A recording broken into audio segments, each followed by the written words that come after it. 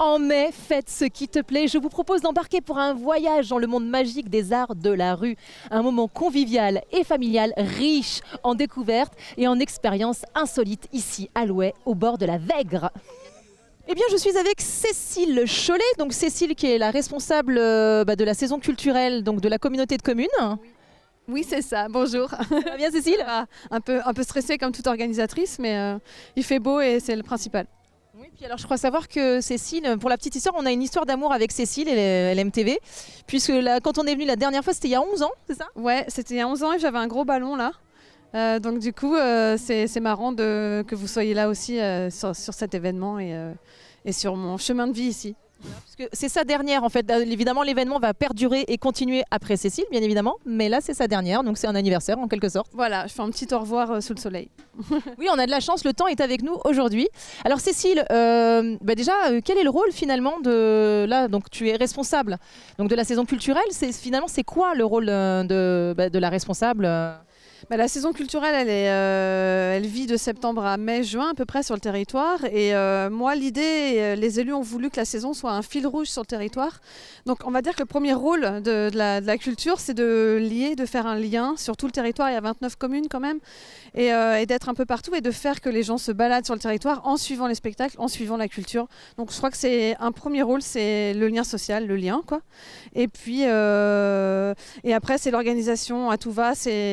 Mon rôle, c'est toutes les petites mains de A à Z, de choisir un spectacle jusqu'à choisir le traiteur qui fera à manger pour les gens le jour où les artistes quand ils viendront, de mettre les chaises, de coller des affiches, voilà. Et... Justement, aujourd'hui, combien de personnes ont mis la main à la pâte? Parce qu'on va remercier les bénévoles, on va remercier les traiteurs, enfin parce qu'il y a une buvette, tout ça.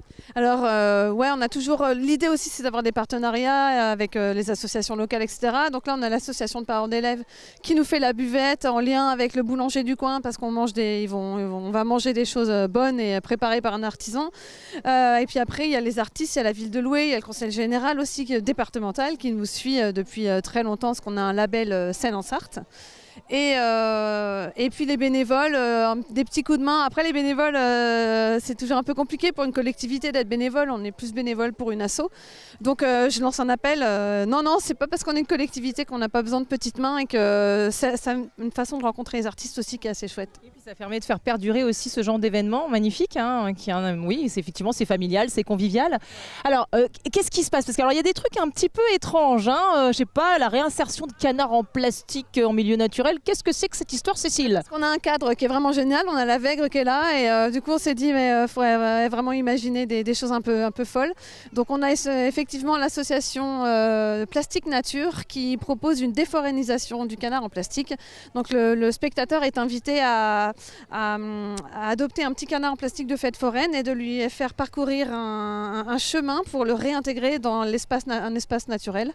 Donc on ne sait pas trop, c'est du lard, du cochon, c'est pour de vrai, c'est pas vrai, est-ce que c'est des vrais bénévoles, est-ce que c'est ce que j'avais envie de plonger les gens dans quelque chose, on se pose des questions, il se passe quoi en vrai?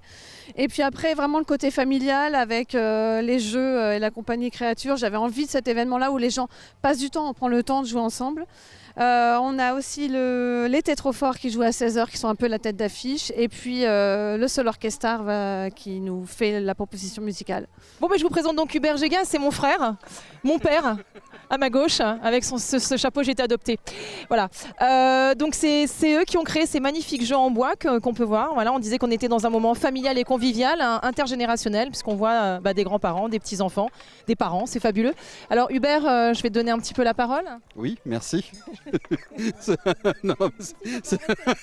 Donc c'est moi qui prends la parole. Ouais, donc c'est du jeu dans la tête, c'est des jeux un peu insolites. Des fois il y a des règles, des fois il n'y en a pas. Des fois c'est du hasard, des fois c'est un peu de la dextérité, des jeux d'équilibre. L'idée c'est de passer un moment en famille à plusieurs, là sous le soleil, c'est cool. Justement, plus sérieusement, parce que je dis que t'es mon frère, c'est mon père, mais c'est surtout ton papa en fait, et le créateur des jeux en bois. Moi, je suis absent. Papa, il faut dire bonjour. Non, mais vous avez créé les jeux. Je ne veux pas. Le papa d'Hubert ne veut pas, il a décidé qu'il faisait la tête, je le garde avec moi, et c'est Hubert qui parle. Voilà, exactement. Non, mais oui, c'est mon père qui a créé tous les jeux là que vous voyez autour, qui s'est amusé avec... Voilà, il n'a pas besoin de parler, il faut venir jouer. L'idée, ouais, effectivement, c'est de pouvoir de manière un peu insolite. C'est des jeux certains on peut en retrouver, mais après ils ont une esthétique un peu particulière, un peu certains diraient steampunk ou voilà. En tout cas ils sont recherchés. L'idée c'est d'avoir des beaux objets. Et surtout c'est écologique aussi puisqu'on est dans. Il n'y a pas d'électricité, ouais, c'est vrai que. Pas de plastique. Il n'y a pas de plastique. Il y a quelques piles. Il y a 2 piles, voilà. Mais c'est vrai qu'effectivement c'est des jouets que tout le monde peut fabriquer aussi. Enfin voilà, si avec un petit peu de bois, un petit peu de temps, un petit peu d'huile de coude, puis d'envie, de plaisir, on fabrique ce genre de choses. En fait, on a combien de jeux là? Il y en a une douzaine, un petit peu plus je crois, un petit peu plus d'une douzaine. Donc il y a des espèces de flippers, il y a des jeux effectivement d'équilibre avec des billes, il y a des jeux de lancer, il y a des jeux, à nouveau des jeux d'équilibre. On voit une petite fille là derrière. Louis-Baptiste, viens voir ça, dans les jeux d'équilibre, il y a une petite fille là. Tu vois? Il est très beau ce jeu. Ouais, c'est une espèce de labyrinthe dans lequel il faut emmener la bille tout doucement vers le centre. Déjà trouver le bon chemin et ensuite tout doucement en essayant d'ajuster le haut, le bas, la gauche, la droite. Ça demande un petit peu de dextérité, mais voilà. Bonjour, comment tu t'appelles? Milo. Et quel âge t'as, Milo? Je sais pas quel âge t'as. Si, 11 ans. 11 ans. Et alors ça te plaît ce jeu? Comment tu le trouves? Bien. Tu le trouves joli? Oui. Et est-ce que tu trouves c'est facile à faire? Ça va. Enfin. T'es sûr? T'as pas l'air sûr? Bof. Bof. Mais t'as réussi à aller jusqu'au bout déjà ou pas? Non, 4. Ah, c'est pas mal 4 déjà. Bon, je te laisse te concentrer parce que je pense qu'il faut être super concentré, non? Oui. Ok, bon, je te laisse, Milo. Je vais aller voir le petit garçon qui est. Coucou, comment tu t'appelles? Nicolas. Et tu as quel âge, Nicolas? 8. 8. Et alors, toi, est-ce que tu trouves qu'il est joli ce jeu? Oui. Ça te plaît? Et est-ce que c'est facile? Ça va. Ça va? T'as été au bout, toi, ou pas? Jusque-là. Jusque-là seulement? Ah, donc c'est un vrai challenge. Et tu crois que tu vas y arriver? Je pense que oui. Bon, bah alors, je te souhaite bonne chance. Hein. Amuse-toi bien. Ok. Bon, on va peut-être continuer. On va peut-être aller voir notre musicien des Balkans, non? Notre homme orchestre. Allez, on y va. Merci, Hubert. Hein. Merci, papa. Ciao. Alors Cécile, donc là on a vu donc les canards en plastique, hein, c'est tout un programme, les jeux en bois d'Hubert Géga et de son papa. Et donc on parlait de notre homme orchestre, donc tout droit venu des Balkans. De quoi s'agit-il, Cécile? En fait, tous les ans, on a un musicien, on a souvent des fanfares de rue, etc. Et là, je voulais passer à autre chose. Et donc, j'ai découvert un homme qui manie plusieurs instruments et ça va remplacer mon orchestre de manière superbe. Donc, c'est le Sol Orchestar, Nicolas, qui est là. On va aller le voir. Il a l'air bien songeur, Nicolas. Bonjour, monsieur. Ça va? Bonjour, oui, ça va super. Alors, expliquez-nous un petit peu ce qui se passe dans votre chariote, là, parce que je vois plein d'instruments de musique partout. Donc, comment ça marche tout ça? Ça, c'est tout un programme. En fait, je joue de la musique traditionnelle des Balkans. Et dans les Balkans, en fait, ils sont souvent avec des gros orchestres, avec plein de musiciens qui sont, voilà, chacun à son poste, contrebasse, cymbalum, violon aussi, et clarinette, etc. Et moi, je suis tout seul. Donc, il fallait que je trouve une solution. Du coup, je me suis installé tout ça dans une charrette. Le principe, c'est de faire du live looping, en fait. C'est de la prise de son en direct. Ça permet de construire des morceaux petit à petit avec un ensemble d'instruments. Voilà. Est-ce que vous nous feriez pas un petit coup encore pour nous? Parce que quand on est arrivé, on a entendu cette douce mélopée à nos oreilles. Mais un petit truc rien que pour nous, pour les téléspectateurs de la MTV? Alors, ce que je peux faire, c'est peut-être une petite démonstration de tous les instruments un par un. Ouais. Voilà. Alors qu'est-ce qu'on a? Alors du coup, aux commandes du Sol Orchestar, j'ai un kick ici, là, au pied, comme ça. Ensuite, je peux récupérer ma basse. Voilà. Après, j'ai mon micro qui peut me servir à plein de choses. À sonoriser mon mélodica ici, ou alors des flûtes. Voilà, j'ai pas assez de place là-dedans.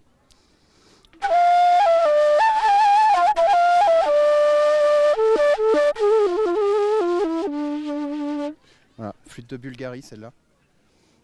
Très beau cet instrument. Ouais, ça s'appelle un cavale. Et quelle spécificité ça a? Eh ben c'est déjà ça me plaît. Je collectionne un petit peu les flûtes des Balkans en fait là depuis quelques années et puis alors ça en fait c'est une flûte, ça se trouve Surtout dans les Balkans et en Turquie par exemple aussi, c'est des flûtes obliques en fait. C'est comme une flûte traversière mais le trou est au bout en fait comme ça. C'est juste un tube qui est en bois tourné en fait. C'est un petit peu compliqué d'approche parce que c'est des instruments qu'on trouve pas du tout en Europe en fait. Ça ressemble beaucoup au doudouk, comme en Arménie. C'est vrai que c'est souvent joué ensemble d'ailleurs. Il y a des albums comme ça qui sont très chouettes d'ailleurs de doudouk plus kaval. Donc effectivement, ça fait partie de cette ère culturelle. Donc voilà, quoi d'autre? Attends. Ici j'ai le kaval qui vient de Roumanie, celui-là, qui est une flûte à bec cette fois, avec un biseau ici, qui est fait en sureau et qui a un son assez caractéristique aussi.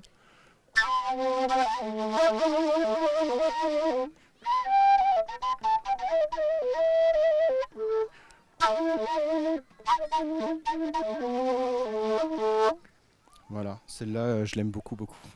C'est un peu ma préférée.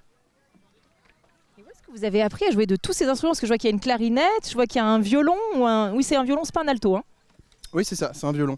C'est mon instrument de base, en fait, le violon, j'ai commencé avec ça. Et ça s'est fait comme ça, petit à petit. J'ai appris une partie du répertoire de Roumanie, comme ça, que j'ai réarrangé à ma sauce après. Voilà, je pense que c'est d'abord une grosse passion pour tout ça, et puis après, les choses deviennent possibles. Voilà, Moi je suis passionnée de musique, mais enfin si je me mets à faire éventuellement du petit clavier là d'accord, mais enfin de la flûte là, je crois que j'y arriverai pas. Hein. On essaye. Chiche. me v'là autre chose. Alors, je vais essayer de souffler dans la flûte. Je vous cache, déjà j'ai pas de souffle, ça promet.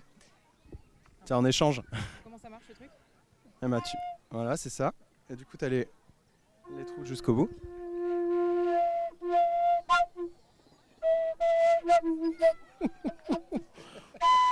Ah non mais c'est pas du tout joli hein. C'est le début d'un début quand même. Mais c'est nul. Ah, j'ai réussi à faire un son, c'est nul. Voilà.